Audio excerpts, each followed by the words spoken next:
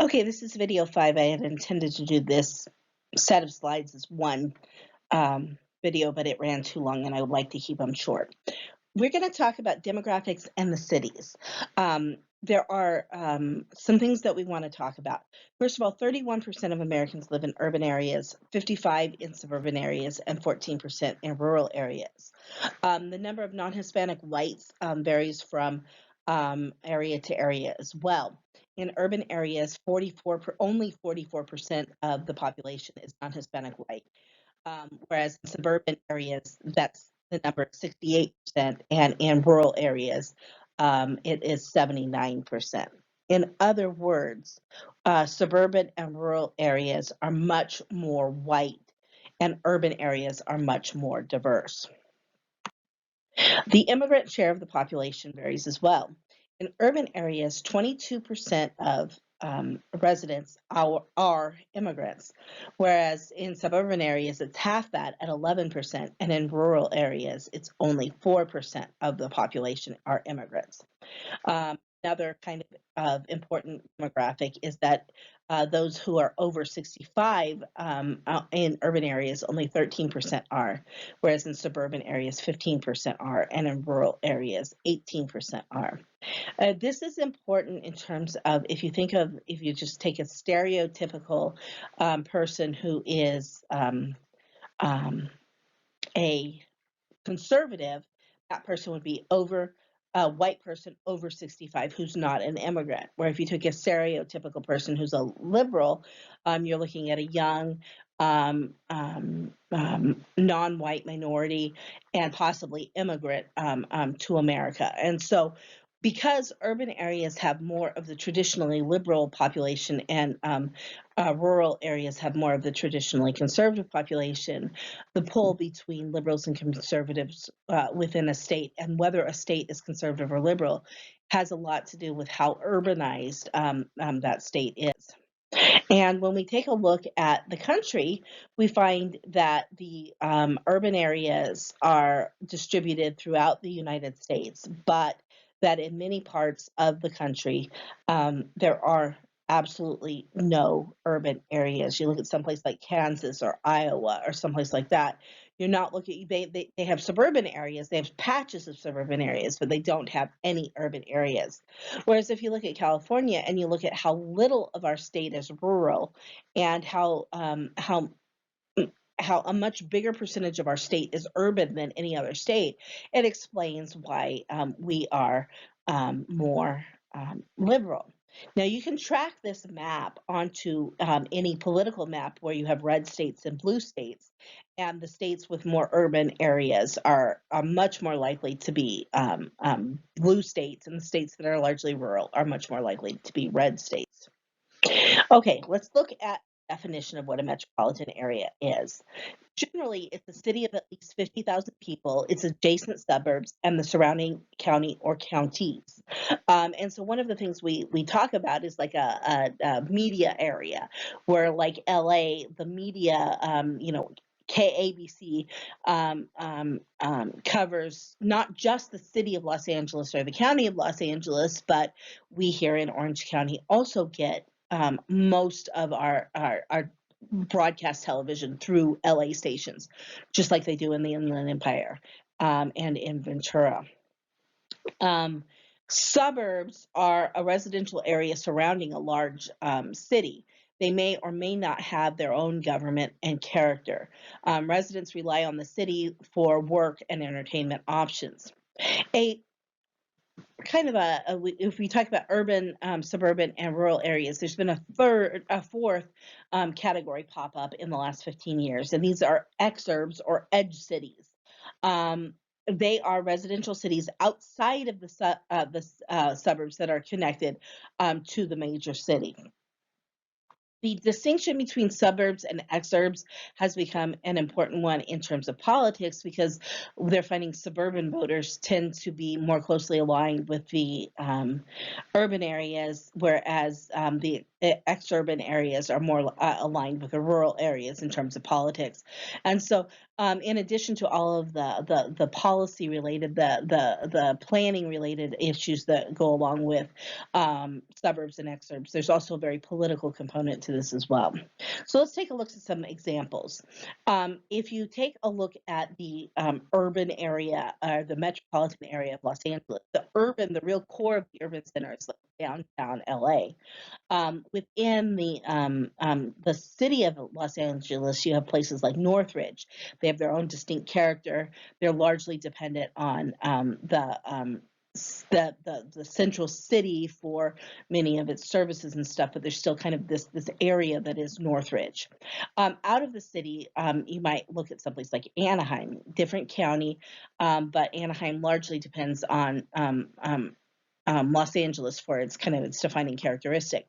One of the important things to look at is when we look at that map on the previous screen, where you see just how much of California is urban and suburban, it kind of changes the rules a little. So Anaheim itself, the city of Anaheim, has more than 50,000 people, but it's still kind of a suburb in terms of its relationship with the metropolitan. Whereas if Anaheim were somehow magically transported to Oklahoma, it would be a metropolitan area in its own right, so a urban area in its own right. Okay, and then Corona is an exurb. It's further away from the city. It's not as able to access the services, but still largely dependent on it for its media, for its entertainment, and a fair number of people in Corona work in LA. One of the things that we talk about with these metropolitan areas is urban sprawl. Urban sprawl is defined as uncontrolled expansion of urban growth, and California has probably the worst urban sprawl in the country. Urban sprawl is contrasted with smart growth, which is an effort to limit urban sprawl through managing growth smartly. For instance, if you're going to have a transportation system, is the area connected in such a way to limit commute time and pollution? So this would mean roads that go directly from one place people travel to another without taking a lot of detours. It means that the area is set up in a way that people from a community can carpool together to another kind of central work area, and it means you can create efficient mass transit. And so someplace like Los Angeles, very badly developed in terms of smart growth related to its transportation, and that's why we have so much trouble like creating a mass transit system that works. Contrast this with like Washington D.C. If you've ever seen a map of the Washington D.C. metro, you see that there are 5 lines that are designated by a color, and each one of the colors goes out to suburban areas, but they all kind of converge in the city central of DC, and it's a mass transit system that can work because they've had relatively smart growth. Another kind of example of smart growth is, does the area plan in such a way that puts services where they're needed? So are there schools in areas where there's lots of children? Is there public safety like fire, police, ambulance in places where people would need those services? Whenever there's development, one of the things that is discussed is, should a community put on impact fees?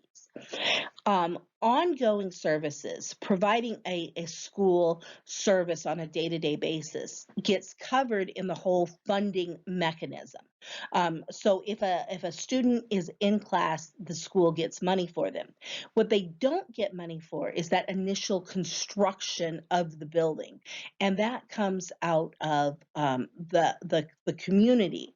And the way they pass that on is through impact fees. What an impact fee is, when you build a new home, you have to pay a certain amount of money to the community for the purpose of developing public services. As an individual, if you're just building a house on a plot of land, you pay a fee. But developers pay fees as they develop large areas of land, because if you put in 2,000 homes, you're going to need schools to service the children who are there. You're going to need new fire stations, new police precincts, and things like that. And so one of the things that local areas really fight for is for the ability to set impact fees in a way that makes sense in terms of managing growth. Finally, we do need to look at the role of metropolitan areas in the larger economy. The metropolitan areas are the economic engines of states. Fortune 500 companies are located in metropolitan areas. They are not located in rural areas, and because of this, the metropolitan areas tend to be wealthier, but they also tend to be very important to the state economy overall. Metropolitan areas have resources that serve the whole state. You will not find major international airports in rural areas. People who are in further out areas will come to the metropolitan area to take a plane. Sports teams tend to be located in the center of the metropolitan area. So Dodgers are located in Los Angeles, and they are a Major League Baseball team. Rancho Cucamonga, which is an exurb, has a single A baseball team, the Rancho Cucamonga Quakes, and so the sports teams, by and large, are centered in these metropolitan areas. The one example that kind of proves the rule, or the one, the one exception that proves the rule, is the Green Bay Packers. If you think about where Green Bay is in relation to the major metropolitan centers in the area, Green Bay is not in a dense area, and so they are, kind of the exception that proves the rule. In metropolitan areas, we also have cultural events, cultural institutions, the Dorothy Chandler Pavilion, the Disney concert hall, the Hollywood Bowl, things like that in the metropolitan area. So if you want to see a rock concert or an orchestra performance or a Broadway play, you tend to have to go to a metropolitan area. Metropolitan areas are also the best known parts of the state. So if I said to you, name a city in Georgia, 99 out of 100 answers would be Atlanta. These are the best known parts of the state. Part of that is because they're areas of the state that gets the most visitors.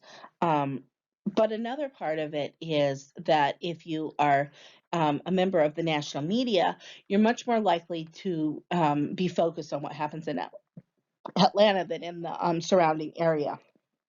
And so it takes a major kind of catastrophe to get reporters out into rural areas. This was an issue in the 2016 presidential race analysis, because the media people were largely congregating in in metropolitan areas around the country, and they weren't getting the feel for what was happening in the rural areas. They also have metropolitan areas have a very different culture from rural areas. As we discussed, they're more diverse. They also tend to be better educated, more educated, and they tend to be wealthier. There is a divide between wealthy and poor people that's much more stark in metropolitan areas, but most of the wealth in a state is in its metropolitan areas. Finally, in terms of policy mandates, metropolitan areas tend to be more liberal than the rest of the state. And states with more urban legislative power tend to put more liberal mandates on localities, and states with more suburban and rural power tend to put conservative mandates on localities. Sanctuary cities, if we think about California, where the state has mandated that we are a sanctuary state, someplace like Georgia, where the state has mandated that no city declare itself a sanctuary city. Bathroom bills in North Carolina, the city of Charlotte wanted to enact protections for transgender individuals, and the state said, no, you can't do that. They prohibited the localities from doing that. Another example is sex education. In California, we require comprehensive sex education, whereas in Arkansas, they have abstinence only sex ed. Even if a school district in a metropolitan liberal area wanted to do comprehensive sex education, they'd be prohibited from doing that by the state. And then in terms of diversity education, California has required LGBTQ inclusive education starting in kindergarten. We are mandating ethnic studies classes. They're in the pipeline, but in high school very soon, every student will have to take an ethnic studies class to graduate. Contrast this to Arizona, which a few years ago actually passed a law that said high schools could not offer ethnic studies classes. That's been repealed, but that's the kind of thing that happens. So we have a situation where in areas where things are where there's more metropolitan area, we tend to get liberal policies overall, whereas in areas where there's the metropolitan impact is small, we tend to get more conservative policies.